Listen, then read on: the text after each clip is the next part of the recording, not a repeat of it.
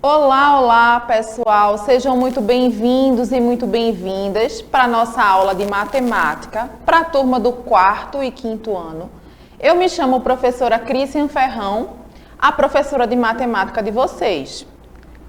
Hoje nós vamos trabalhar focados em resolução de questões e fazer também uma revisãozinha dos conteúdos que a gente viu durante esse ano todo, né? E as questões que geralmente caem nas nossas avaliações externas, porque a gente está aí, né, no nosso preparo intensivo para a gente concluir esse ano com as nossas avaliações externas. Então, vamos lá começar. Antes da gente iniciar as nossas questões de hoje, eu quero relembrar com vocês aquelas regrinhas, né, que eu coloquei lá no desafio da aula passada, sobre como a gente marca um gabarito. E aí, vocês se lembram das regrinhas, né? De como a gente marca um gabarito? Vamos revisar junto? Vamos lá. Primeira regrinha do gabarito. Todas as questões, elas vêm com a letra A, B, C e D. 4 alternativas. Mas dessas 4 alternativas, apenas uma alternativa a gente pode marcar, apenas uma alternativa, porque tem muitos alunos que se confundem lá na hora de marcar o gabarito e acaba ficando em dúvida e marca 2 alternativas. Não pode, uma alternativa por questão. E quando a gente sabe que é aquela alternativa certa, como é que a gente faz a marcação da alternativa no gabarito? A gente sabe que o gabarito vem com questões abaixo de questão e ao lado vem as letras correspondentes às respostas, né? E aí suponhamos que a minha letra correta seja a letra B. Eu vou pegar lá a minha canetinha e eu vou pintar completamente a bolinha referente à letra B. E aí, na hora de pintar a alternativa certa, a gente tem que prestar atenção em alguns detalhes. Primeiro detalhe, a gente não pode deixar mal pintado. Pintar de qualquer jeito, né? Deixar falho a pintura, porque senão isso complica na hora de fazer a correção da prova, do gabarito. Então, a gente tem que pintar uniformemente, pintar toda a bolinha por dentro. Outra questão que também atrapalha muito a marcação do gabarito é que tem alunos que pintam tão forte que acaba rasurando o gabarito, cortando, né, a folhinha de papel. Também não precisa, tá, gente? Não precisa pintar tão forte, nem pintar tão fraco e nem pintar tão forte. Pintar dentro do equilíbrio. E aí, a gente vai ter uma prova com mais possíveis acertos, né? Porque a gente não vai errar no gabarito. Então, se liga aí, quando for fazer as avaliações na hora de marcar o gabarito, tem que prestar muita atenção nessas dicas que a professora está trazendo, certo? Agora, vamos começar a nossa revisão e a nossa resolução de questões. Vamos lá. Eu trouxe aqui para vocês algumas questões que a gente vai resolver juntos e comentar as questões, para relembrar, né, alguns conceitos que a gente já trabalhou durante esse ano nas nossas aulas, nas nossas atividades. Vamos lá na questão 1, preste atenção. Questão 1. Na sala do 3º ano de Marcos, tem 3 filas com 5 cadeiras cada. Quantas cadeiras tem nessa sala? E aí, olha só, a grande questão de quando a gente se depara com uma situação, problema, é a gente saber qual é a operação necessária para resolver a questão. Então, vamos pensar juntos. A questão traz que tem 3 filas, certo? Imaginem aí 3 filas. E cada fila dessa possui 5 cadeiras. Para eu saber o total de cadeiras, que é o que a questão está me pedindo, eu vou precisar trazer o 3, que é a quantidade de filas que eu tenho, multiplicado pelo 5, que é a quantidade de cadeiras que eu tenho. E aí a operação que eu vou usar é multiplicação. Vai ficar assim, ó, a resolução. 3 vezes 5, que vai dar quanto, gente? Isso mesmo, 15. E a nossa resposta certa é a letra D de dado. Certinho? Tá vendo como é fácil? Só é raciocinar na hora da prova, descobrir lá qual é a operação que eu vou usar, prestar atenção na leitura da questão. A questão é que vai direcionar, é que vai dizer o que eu preciso descobrir. Vamos então, só foi o aquecimento. Vamos para a questão 2. Olha só o que a questão 2 nos traz. Para um acampamento de final de semana, Ana ganhou da sua mãe R$ 25 e ganhou do seu pai R$ 76. Quanto Ana levará para este acampamento? E aí, novamente, a gente precisa pensar sobre o que a questão quer.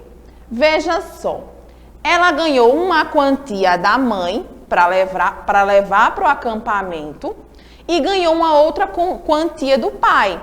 Essas duas quantias pertencem à mesma pessoa, Ana. E aí a gente quer saber quanto ela ficou ao total. Então, como é que eu chego na resolução dessa questão? Eu vou somar, adicionar a quantia do pai mais a quantia da mãe para ver com quanto que Ana vai para o acampamento em dinheiro. Então aí, ó, para resolver essa situação de Ana, eu vou precisar usar a adição como forma de resolução do problema e vai ficar desta forma a resolução. R$ 25 que ela ganhou da mãe, mais R$ 76 que ela ganhou do pai. Quando eu somar esses dois valores, eu vou ter um resultado total de R$ 101. E a nossa letra correta vai ser a letra B de bola. Fácil, gente, até aí. Tá vendo como matemática não é um bicho de 7 cabeças? Vamos continuar na nossa resolução. Olha só o que temos aqui na nossa questão 3. A mãe de Marcos pediu que ele organizasse os seus livros igualmente nas 3 prateleiras do seu quarto. Sabendo que Marcos tem 9 livros, quantos livros Marcos deve colocar em cada prateleira? Vamos lá pensar sobre essa questão. Marcos tem 9 livros e lá no quarto dele, ele vai organizar esses 9 livros em 3 prateleiras, em partes iguais, gente. A questão traz em partes iguais. Então, a mesma quantidade que vai ter na primeira prateleira, terá que ter na segunda e também na terceira. Então, qual é a operação que me permite fazer essa repartição em partes iguais? Isso mesmo, escutei daqui, ó, a divisão. Eu vou pegar, primeiramente, a quantidade total de livros, que é 9, ele tem 9 livros ao total, e vou dividir pelas 3 prateleiras, que é para organizar os livros. E aí eu tenho a seguinte sentença, 9 dividido por 3, que vai me dar um resultado, vejamos aqui, ó, 3. E a nossa resposta certa vai ser letra D. Cada prateleira, né, vai ficar com 3 livros. E será uma repartição equitativa, uma repartição igual. A primeira com 3, a segunda com 3, a terceira com 3 livros, que vai dar um total aí de 9. Certinho, gente? Fácil. Vamos seguindo para mais situações, problemas. Olha o que a questão 4 nos traz. Esse conteúdo aqui, né, o conteúdo de probabilidade que nós trabalhamos tão bem aqui nas nossas aulas. Vamos lá. Observando o que Andresa tem à disposição para o jantar e sabendo que ela vai utilizar uma carne e uma massa, quantas opções de pratos ela poderá pensar em preparar? Então, gente, esse conteúdo que a gente está revisando é o conteúdo de probabilidade e combinações. Ela tem 3 tipos de carne disponível para comer no jantar. Carne vermelha, frango e peixe. E aqui também tem 2 tipos de massa. O macarrão parafuso e o macarrão, o penne, né? Aquele macarrão mais grossinho. E aí ela pode fazer inúmeras combinações. Ela pode comer o peixe com macarrão parafuso, o peixe com o penne, entre outras combinações. Mas a gente viu aqui também nas nossas aulas que para a gente saber o total de possibilidades, a gente tem que usar a regrinha que consiste em eu pego as opções de carne, não é? Que são 3, e multiplico pelas opções de massa, que são 2 opções. E aí, fazendo essa operação de multiplicação, eu vou ter a resposta que vai me indicar quantas possibilidades de combinação de pratos que ela pode fazer. Então, ó, armando o algoritmo vai ficar assim. 3 vezes 2, que vai dar aí, ó, quanto é 3 vezes 2? 6. 6 combinações. A letra A é a letra correta. E agora, vamos para a nossa quinta questão, que é um conteúdo que a gente trabalhou muito aqui nas nossas aulas, que é a análise de tabelas e gráficos. Então, vamos lá, ver o que a questão nos traz. A professora está iniciando um projeto na turma do 5º ano sobre a dengue. Os alunos realizaram uma pesquisa nas ruas de sua vizinhança para saber o número de moradores que contraíram a doença. Observe os dados obtidos na pesquisa. E agora vamos analisar o gráfico. Esse gráfico tem como título número de moradores com dengue por rua. A primeira rua, que é a rua Itapissuma, eu tive aí, ó, entre 16 moradores que contraíram a doença. Rua Igaraçu, eu tenho uma média de 23 moradores que contraíram a doença. Rua Abreu e Lima, eu tenho aí, ó, 13 moradores que contraíram. Rua Paulista, eu tenho aí o índice de 6 moradores, né? 6, 7 moradores, pelo que o gráfico nos traz. Rua Olinda, eu tenho aí o índice de 14 moradores. E na Rua Recife, 15 moradores. E aí, a questão nos traz a seguinte pergunta. Qual dessas ruas teve menos casos de dengue?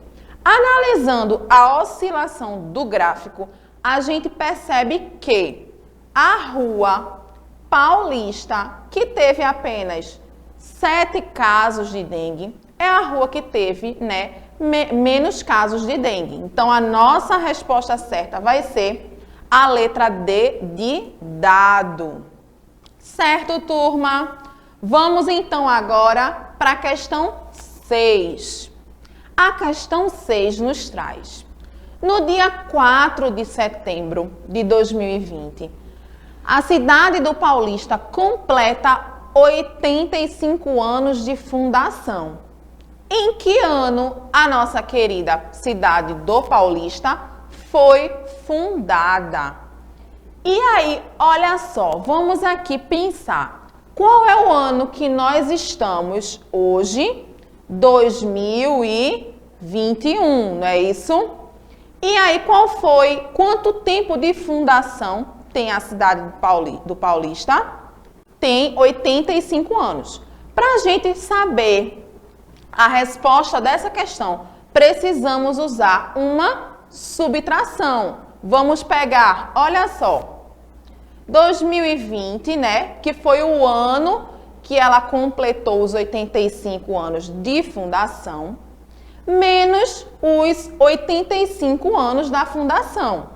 E aí, ó, após essa subtração, teremos o número 1935, que equivale à letra A, certo? Então, a gente tem aí, ó, no ano de 1935, que foi a fundação da nossa querida cidade do Paulista. Certo, gente? Agora, nós vamos para o nosso desafio da aula de hoje. E aí eu sei que tá todo mundo muito nervoso, tem gente que na hora da prova dá um branco, tem gente que fica com as mãos suadas, tem gente que fica nervoso. E o nosso desafio de hoje é a gente conseguir, nesse momento da prova, se tranquilizar, né? Para a gente conseguir fazer uma avaliação consciente. E aí eu trago para vocês, eu acho que vocês já ouviram falar sobre o que é yoga, né? Que trabalha principalmente com a respiração e a postura do nosso corpo. Então, antes da prova, o desafio de hoje que eu deixo para vocês é a gente conseguir acalmar o nosso corpo para a gente ter uma avaliação melhor. E como, professora, que eu vou acalmar? Olha só, começou a prova, imagina que vocês estão lá e bateu aquele nervosismo. Vocês, ó, coloquem a coluna reta. Tá vendo como a coluna da professora está reta? A cabeça sempre assim erguida. E comecem a respirar. Colocando a mão na barriga, a gente vai respirar como se a nossa barriga fosse um balão, ó. E a gente vai, ó, encher a barriga e soltar aos poucos. E aí a gente vai fazer isso por 3 vezes, 4 vezes, ou até onde a gente conseguir equilibrar o nosso corpo. E por que é que a gente consegue equilibrar o nosso corpo? Pela respiração. Porque a gente vai oxigenando, né, os nossos órgãos, a nossa cabeça, e a gente aí vai equilibrando e acalmando para a gente conseguir concluir as nossas avaliações. E vocês podem levar para a vida e fazer isso em todas as situações que vocês estiverem nervosos. E por fim, eu trouxe aqui para vocês a frase, ó. O mundo de uma criança é do tamanho dos seus sonhos, de um autor desconhecido. Então, gente, vamos sonhar? Um grande beijo no coração de vocês. Tchau, tchau e uma excelente prova!